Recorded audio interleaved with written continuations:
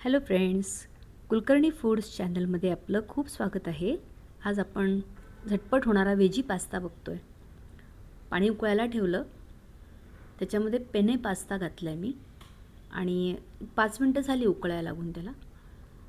त्याच्यामध्ये थोडं मीठ घालायचं, थोडंसं पाण्यामध्ये म्हणजे सॉल्टी वॉटरच झालं पाहिजे ते, म्हणजे पास्त्याला चव चांगली येते.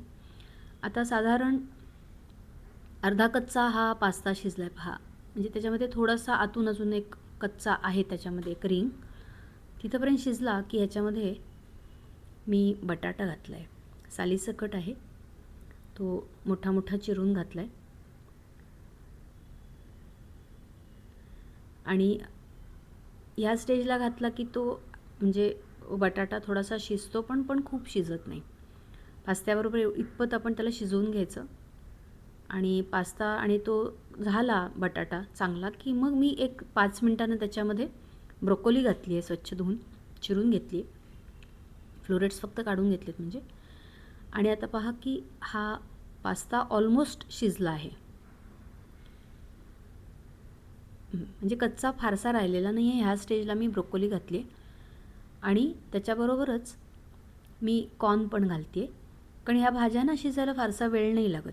म्हणजे ह्याच्यानंतर एक 2-3 मिनटं जरी गरम पाण्यात राहिल्या तरी रंग छान राहतो यांचा हिरवागार, आणि कॉर्न पण तेवढं बास होतं म्हणजे शिजलेलं.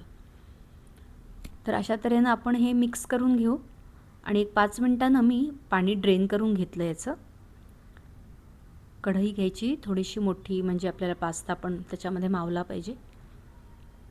बटर घेतलं आहे, बटर सॉल्टेडच आहे. त्याच्यामध्ये ते थोडंसं जळू नये म्हणून आपण तेल घातलं थोडंसं, नेहमीच्या वापरातलंच तेल आहे हे. आता हे थोडंसं मेल्ट होऊ द्यायचं, म्हणजे मग त्याच्यामध्ये आपण थोडा लसूण घातला आहे, ठेचून घेतला आहे लसूण मी, चिरून आणि ठेचून घेतला आहे. ह्याला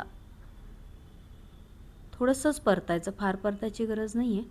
थोडासा कच्चेपणा कमी झाला की मग आपण जे मशरूम वगैरे घालणार आहे नंतर त्याच्याबरोबर परत तो परतला जातोच. तर त्याच्याबरोबर आता आपण मशरूम्स घालणार आहोत. मशरूम मी क्वार्टर्स करून घेतलेत, अर्थात आवडीप्रमाणे आपण घालू शकतो. मशरूम आवडत नसतील तर तुम्ही आणखीनही रिप्लेस करू शकता भाज्या ह्याच्यात. बेल पेपर्स आहेत, ग्रीन, रेड किंवा येलो. त्याच्यानंतर गाजर आवडत असेल तर गाजर घालू शकतो. मग ब्रोकोली जेव्हा आपण घातली त्याच्याबरोबरच आपण डाईस केलेले गाजर घालू शकतो. गाजरही लगेच शिजतात. त्याच्यावर थोडासा टोमॅटो घातला आहे मी, हा फार बारीक नाही, मोठा मोठा चिरून घेतला आहे. तो रंग छान येतो पास्त्यामध्ये, म्हणजे सगळे कलर त्याच्यामध्ये ॲड होतात त्याच्यामुळं, तर तो ॲड केलेला आहे.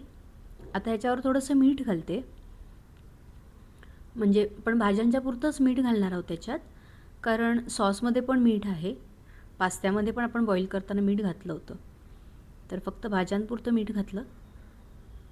चांगलं परतून घ्यायचं आहे हे. मशरूम थोडेसे पाणी सोडतात,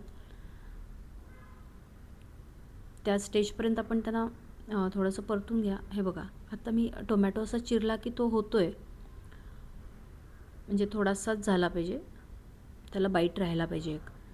त्याच्यानंतर एक 1.5 वाटी मी पिझ्झा पास्ता सॉस जे येतं ते घालते.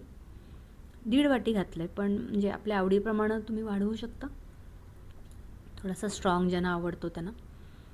तर हा मी एक 1.5 वाटी घातला आहे.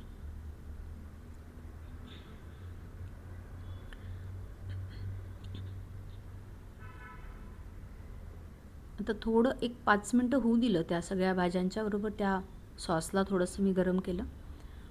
आणि आता ह्याच्यामध्ये आवडीप्रमाणे लाल तिखट घातलेलं आहे, चिली फ्लेक्सही घालू शकतो. आणि म्हणजे पास्त्यामध्ये हा फार सॉस तिखट नव्हता, त्याच्यामुळे थोडंसं तिखट ॲड केलेलं. आता ब्लॅक पेपर पावडर करून घातली आहे फ्रेश, आणि बेसिल घालते.